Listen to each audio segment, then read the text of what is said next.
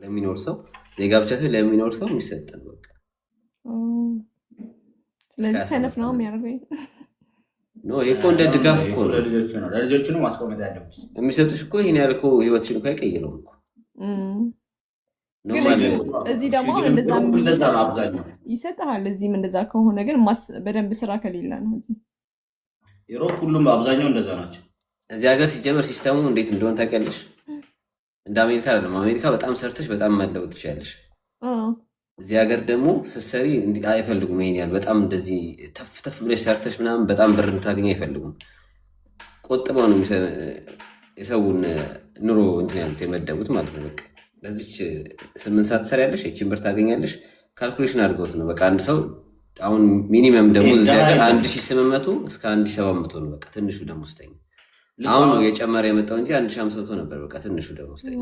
አቬሬጅ ፒፕል ይበዛል ማለት ነው። መካከለኛ ኑሮ ያለው ሰው ይበዛል እንጂ ልክ እንደ ኢትዮጵያውን ሀብታሙ በጣም በዝቶ ድሃው ደግሞ እንደዚህ የተራረቀ አይደለም። ማንም ሰው እዚህ መጥቶ ምን ሰርቶ ተከራይቶ መኖር ይችላል። አሁን የተነስቼ የግሌን ስራ እየሰራው ምናምን በቃ እዚህ ጋር ተፍተፍ እያልኩ አሪፍ ብር ባገኝ ላገኝም አልችልም።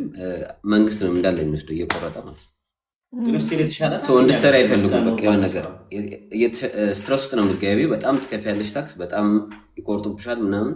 በቃ ከዚህ ገብቶ ወደዚህ ነው ከዚህ ወደዚህ ከዚህ ወደዚህ። ግን ስቲል የተሻለ ከሌላውማ ታገኛለህ ትኖራለህ። ግን ያው በቃ ወይ መኪና ውስጥ ትገቢያለሽ። ትልልቅ መኪና የሚገዙት አውቀው ምናምን ለማንጣጣት ታክሳቸውን እዳ ውስጥ ይገባሉ። ቤት ትልቅ ቤት እንትን ይላሉ። በቃ ኑሮውን ይኖሩታል። ግን በቃ በስትረስ ነው የምትኖሪው። በቃ ይሄ እዚህ ሀገር ለእንትን አይሆንም እንደዚህ ለመሯሯጥ ምናምን ስትረስ እዚህም አለ። ግን እዚህ ግን የፈለግከውን አሁን 24 ሰዓት እኔ ብሰራ ምንም ማንም አይጠይቀኝም እኮ እዛ እኮ እሱ ነው የምልሽ እኮ። እና እንደዚህ ከሰራ ግን 24 ሰዓት አሰሪማ እኔ ልጆች ይሰራል እዚህ ሀገር 24 ሰዓት ስራዎች አሉ። ትተኛለህ እዛው እየኖርክ ማለት ስራው ቦታ ነው የምተኛው። ለምሳሌ አሁን ስራ ቦታ የሰው አይደለ 24 ሰዓት ስራ ሲሰጥ እኮ ማለት ነው እንድትተኛም ጭምር ነው። ኦኬ 8 ሰዓት ያስተኙታል። ትተኛለህ ሊቪን ከገባ የሆነ ቦታ ግን ለናው 8 ሰዓት ተኝቶ ፊቱን ሳይታጠብ ተነስቶ እዛው ስራ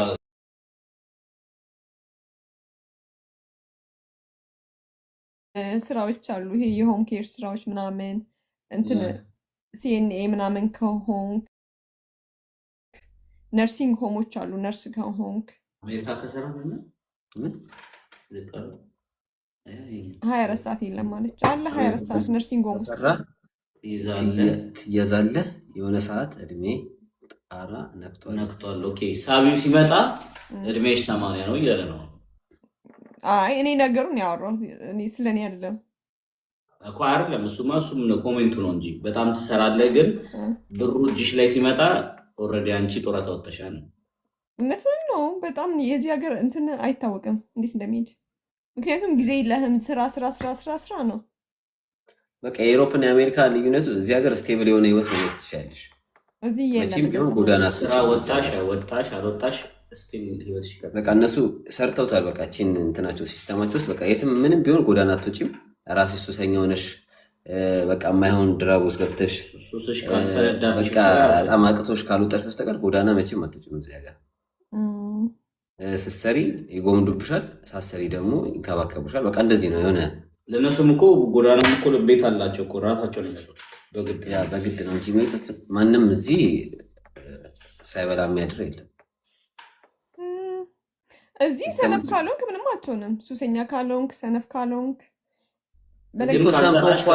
ሰንፎ እኮ አይደለም። ስራ ካልሰራችሁ ስራ ማቆማችሁ ስራ ሳሰራ ዝም ብለህ መኖር ትችላለህ እዛ ነው። ለምሳሌ አሁን 1 ዓመት ሰርተሽ እዚህ ብታርፊ የሆነ ነገር የስራ የሰራሽውን የሚከብድሽ ነገር አለ። የቤት ኪራይ ምናምን እያገዱሽ ሌላ ስራ እስክትገቢ እኮ ኢምፕሎይመንት መሙላት እኮ እናንተ ጋር አሁን ለወጣት ሰው ኢምፕሎይመንት አንዷን ኮለን ኤርፖርት ነው አግኝቼ አንዴ እንትን ሙሉልኝ ብላኝ እኔ አዲስ ነኝ ገዛ የዛኔ ብር ሙሉልኝ ፕሌን ትኬት አምልጧት ወደ ፍራንክፉርት። ከዛ 1 ሳምንት ተኝታለች ኮሎና ኤርፖርት። ከአሜሪካ ነው የመጣችው። እኔ ግራ ገባኝ። ምንድነው ብር እየጠየቀች ነበር። ከዛ እኔ ፓስፖርት እኔ አላመንኳትም። ፓስፖርት አሳይና እኔ ግራ ገብቶኝ የአሜሪካ ዜጋ ነች ሁላ አበሻ ነች። እኔ እዛ በቢል በሕክምና በምናምን እኔ ምንም ብሬን ጨርሶብኛል አለች። ከዛ ወደ እዚህ እጇን ልሰጥ 2 ሞክራለች። እንደውም ፖሊስ አይቻልም ማለት የአሜሪካ ዜግነት ነው ሰነፉ ነው ስለማሰሪው ነው እኮ።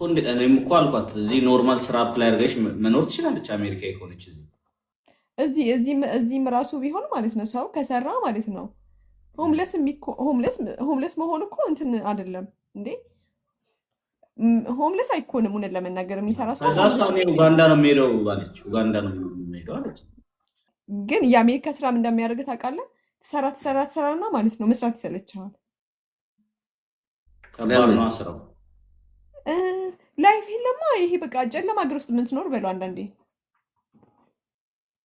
ኦኬ በ8 ሰዓት መኖራችን በ8 ሰዓት ነው በጣም ነው የምችለው። በ8 ሰዓት አችልም። ለምን አችልም እንዴ? የቤት ኪራዩ እንዴት ነው የምችሉት? እኔ የምኖረው ካሊፎርኒያ ላይ የቤት ኪራይ ውድ ነው።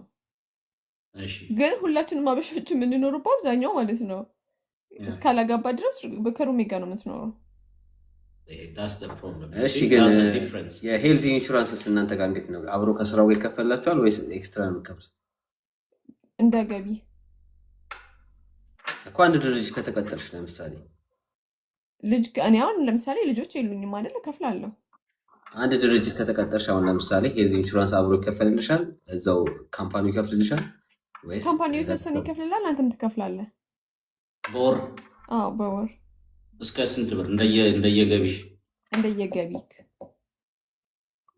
እና ልጆች አሉ የሉህም ምናምን። እሺ ግን ስትታመሚ ሐኪም ቤት ስትሄጂ ግን ትከፍያታለሽ? ነው አከፍልም። ከከፈልክ እንደዚህ አከፍልም። ሚኒመም እንትን ስንት ነው የሚከፈለው እናንተ ጋር? አይደለም ግን እኔ አሁን የታመመ ሰው አውቃለሁ። አሁን ኩላሊት ምናምን ችግር $300,000 ምናምን ነው የከፈለው ለኩላሊት $300,000 ምናምን እኮ ብር። ለምሳሌ አሁን ቤት ካለ ብር ካለ ማለት ነው ሕክምና ፍሪ አይደለም አሜሪካ። በቃ እሱ ነው ታዲያ። እሱ አለው እንደዛ። እዚህ እኮ ቤት ለምን አይደለም 10 ቤት ለምን አይኖርሽም? ሕክምና ፍሪ እንትን ኢንሹራንስ ደግሞ ምንድነው? ኢንሹራንስ ደህና ኢንሹራንስ ከሌለ ገንዘብ ትከፍላለህ እንዴ? አየሻ ልዩነቱ። እዚህ እኮ 10 ቤት ለምን አይኖርሽም? ኩላሊትሽ መቀየር ካለበት ኩላሊት በነፃ ነው የሚያክሙሽ። ግን በነገራችን ላይ አሜሪካን ቢሆን በነፃ አለ፣ ግን መጠበቅ አለብህ። ወረፋ መጠበቅ ካልፈለገ ይሆናል። ልጁ ይሞታል። እስከዛ እኮ ካለ መቀየር ነው። እናንተ ጋር ቢሆን ፍሪ ወዲያው ይሰጣል። እዚህ ቅድሚያ ሁሉ ነገር እኔ አሁን ለምሳሌ ብር ኖሮኝ መቼስ አልሞትም። ገባ ቀይርበታለሁ። እንትን ነው ማለት ሰው ብር እኔ አሁን ኒንጃ አልቃወምም። ይሄንን አይደለም በወር ስንት እስከ 500,000 ታገኛለች ወይስ 100,000 የኢትዮጵያ ብር? ኧረ አውሮፓ ይሻላል። ግን ኢንሹራንስ እውነት ነው። ኢንሹራንስ አይገናኙም። የሰማይና ምድር እስከ $500 ሚኒመም ስንት ያልሽኝ? $20 ከሆነ እስከ 4,000 ነው። ትንሹ እስከ 3,500 ነው በወር ተቆራርጦ ነው። ግን በነገራችን ላይ እንትን ዘዴ አለ። ገባ ካወክ ትንሽ ብር መከፍልባቸው ዘዴዎች አሉ። እዚህም እኮ በዚህ ላይ ነው ሰው የሚኖረው።